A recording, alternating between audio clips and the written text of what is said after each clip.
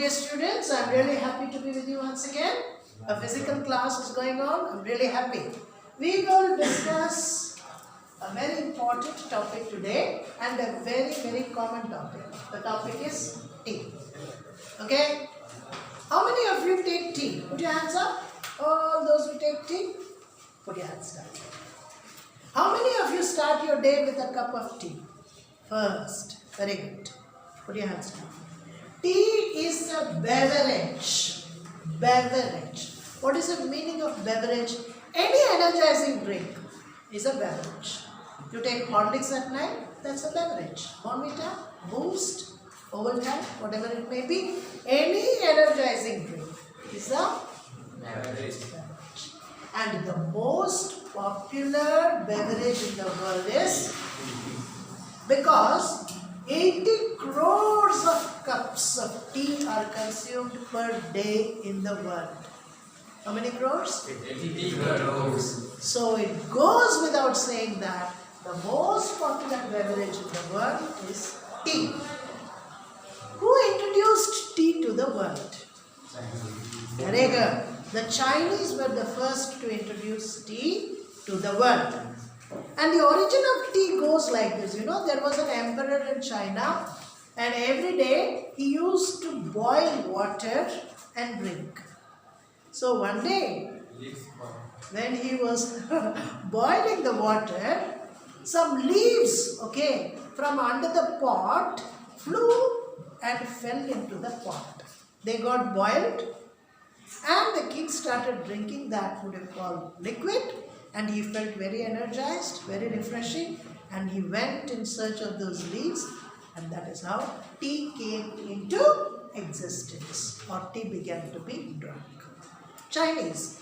You see, the very word chai, somebody asked, from what language is it? It's a Chinese word. English is a language which has many words, They are borrowed words. You have words from French, German, Arabic, Urdu, Tamil, Hindi, Latin, Greek, Spanish, all kinds of languages, and all words from these languages, many words from these languages are borrowed, and English came into existence. So English does not have its own identity. I don't want to talk about that. We'll have time. When we have time, we'll discuss that. But this word, chai, was introduced by the Chinese, and that has existed, for centuries, and it is in use till today. Chini, for example. Chini comes from the word China. Chini mitti. Don't we say chini mitti? Porcelain. So that's again from China. Even this, groundnut, we call them as chinia badam, because it was introduced by the Chinese. So when you go into many words, China occupies a very important place. Now I don't want to go into that. Let's come to the topic. Tea. After China, there is a country, there is a state in India which produces the largest quantity of tea.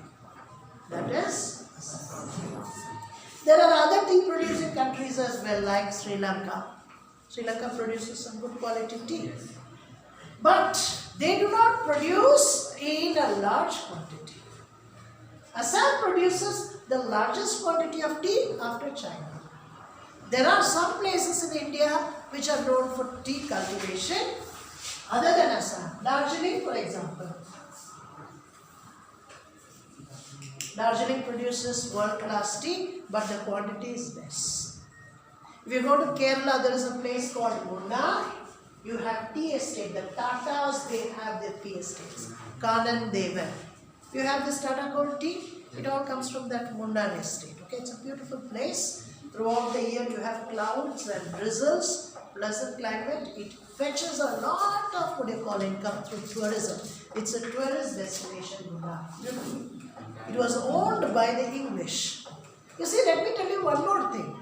All the tea estates in India were owned by the Britishers. Because the Britishers came to loot India, Loot, the very word loot, it's a Hindi word. Even that has found an entry into the English language. So the Britishers looted the very word loot. Loot जो शब्द है ना उसको भी वो लूट लिया. And they added it in the Oxford Dictionary. So we'll have a discussion on that some other day. China occupies the first place. Assam occupies the second place as far as the production of tea is concerned. And the Britishers, when they came to India, they came with the purpose of business. I told you, okay, when we discuss about Portuguese. So the Britishers had certain commodities in their mind. What were the commodities? Cotton was a commodity, indigo was a commodity, tea was a commodity, opium was a commodity, steel was a commodity. Spices, of course, they were not much interested in spices, but these things. They made a huge profit about in dealing, dealing in such commodities. So that is why Shashi Tharoor, one of the famous writers of the world, says, when the Britishers arrived, India's gross domestic product was 17%.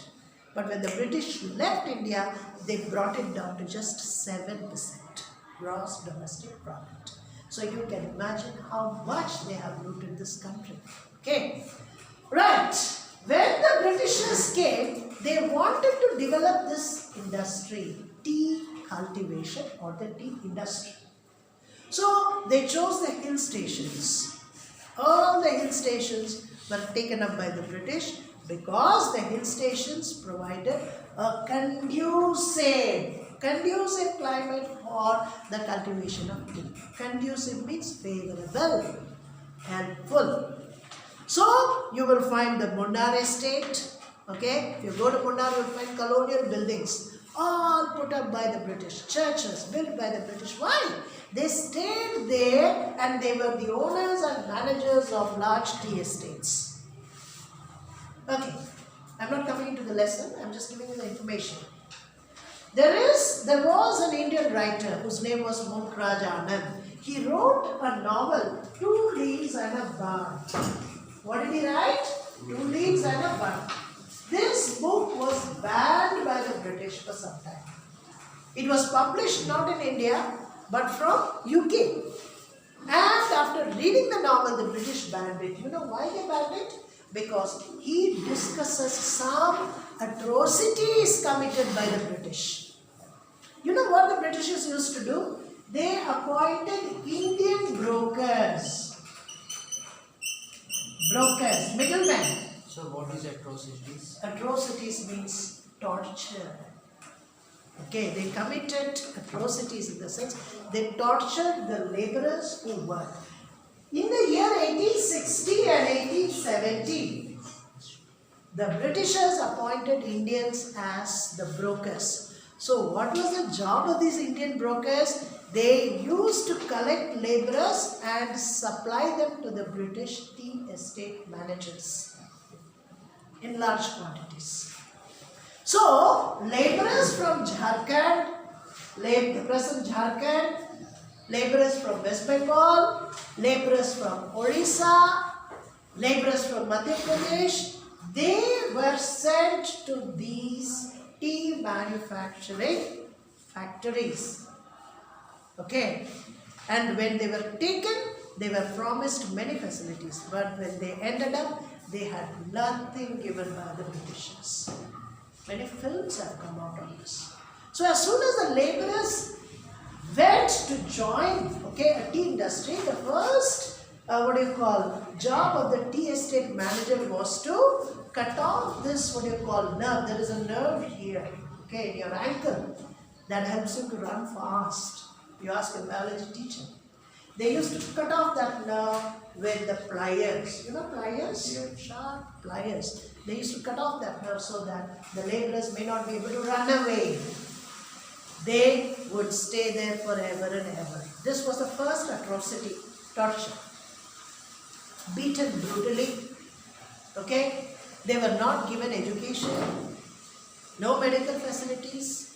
The money lenders came in. Whenever they wanted money, they lent money on a high rate of interest. So the laborers did not they were not in a position to pay the money, torture. They misbehaved with the children of the laborers. Okay? These are the atrocities committed by the Britishers.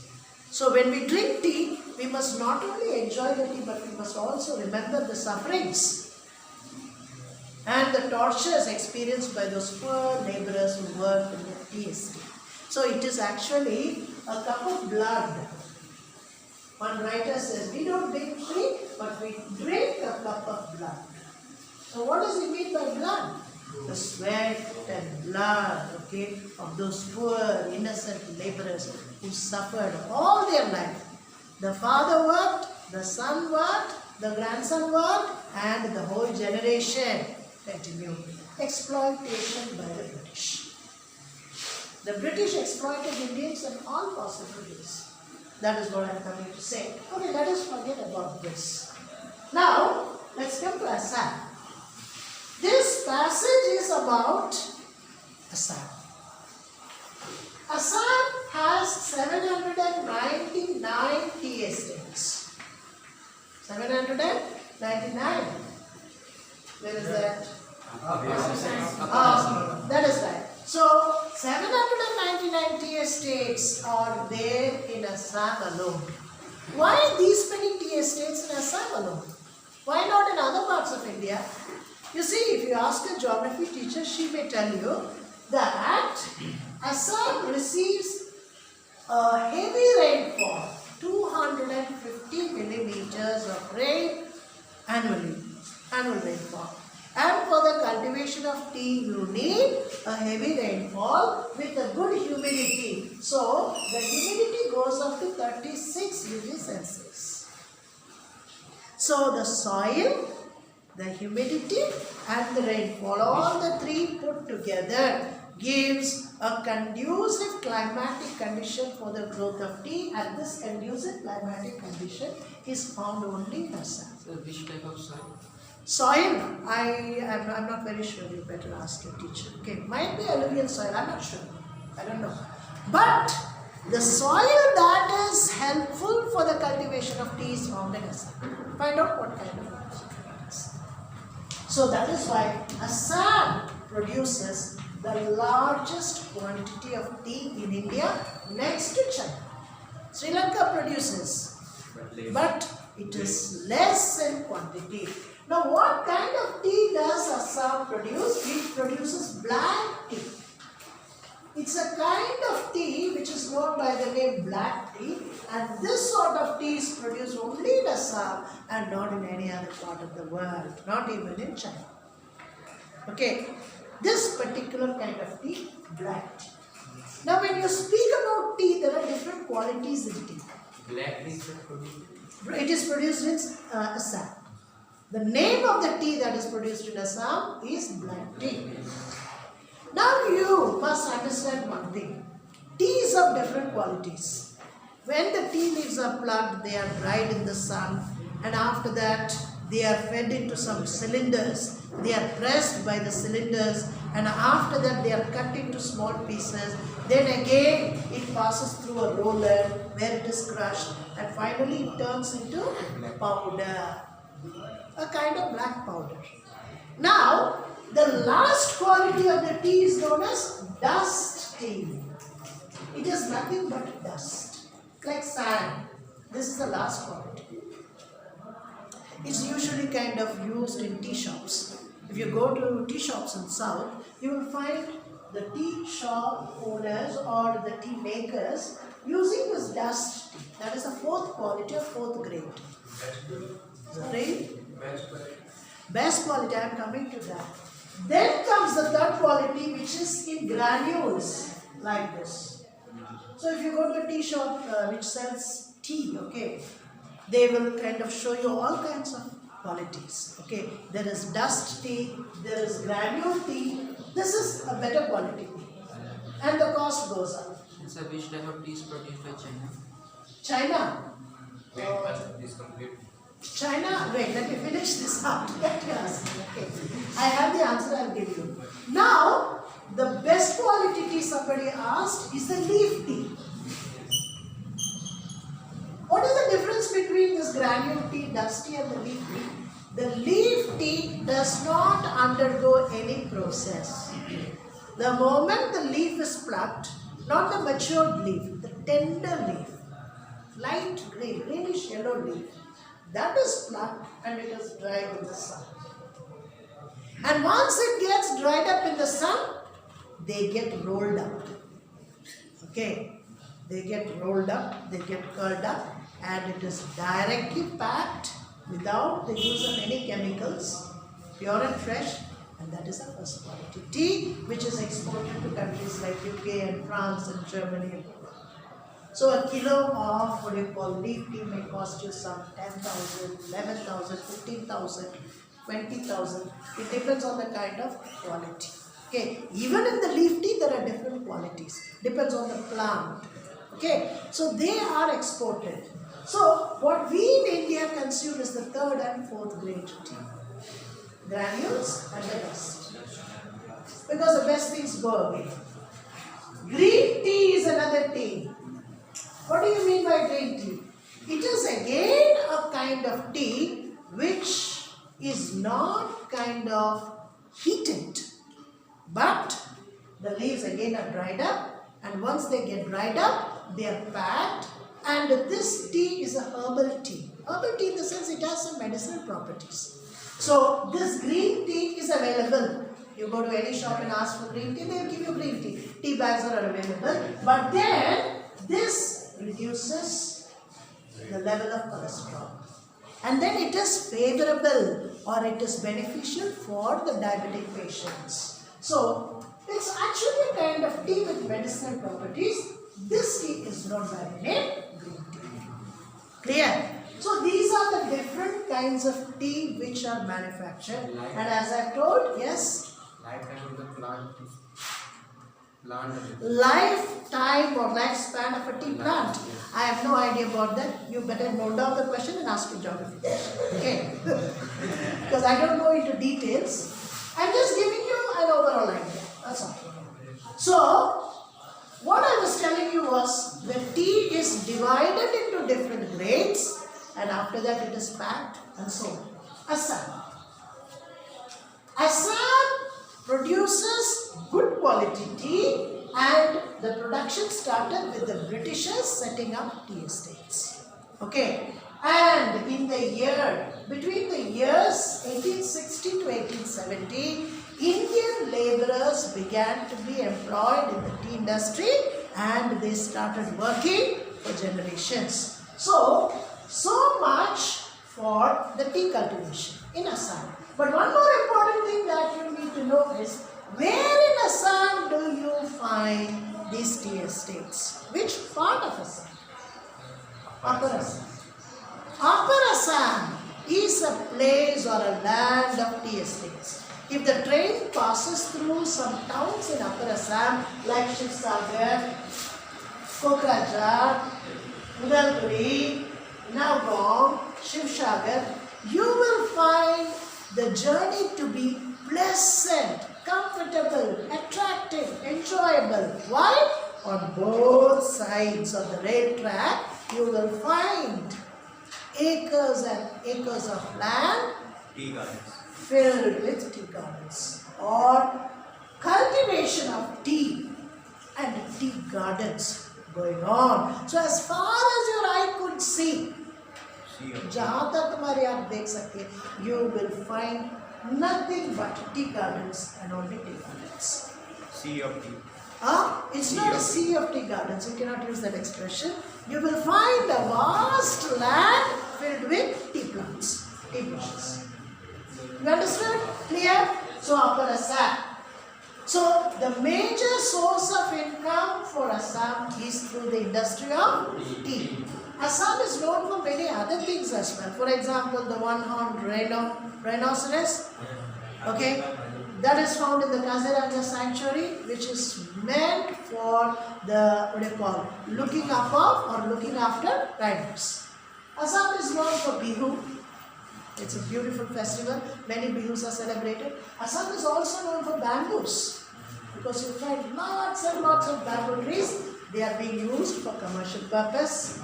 And Assam is also known for the perennial river which is known by the name Brahmaputra. Brahmaputra passes through Assam. Okay, and one of the most beautiful, bridges, rail bridges are built across this river. One more thing, the largest river island which is known by the name Majuli is again found in Assam. Okay, so the Brahmaputra flows, the mighty Brahmaputra, and in between, in the middle of the Brahmaputra, you find this, island, Majuli. Okay, so Assam is famous for all this, but the major attraction of Assam is the production of tea. Okay, so tea plants, if you want to know more about tea plants, you log on to the internet and you will find all the necessary information which is being provided by that. Okay, now in the lesson, what is the name of the lesson? Glimpses of India, and the heading is Tea from Assam. Tea from Assam. In this particular passage, you will find two students. One is Pranjal and the other one is Rajveer. Both of them are traveling in a train. Pranjal is from Assam. Rajveer is from Delhi, I believe. So Pranjal's father had told Rajveer to bring Rajveer to his house, to make a visit to his house. So Rajveer Pranjal brought Rajveer in a train. Both of them are traveling in a train. Suddenly, the train comes to a halt. It pulls in at a station, and the moment the train gets pulled in, or the moment the train pulls in, the chai wala comes. Garam garam chai.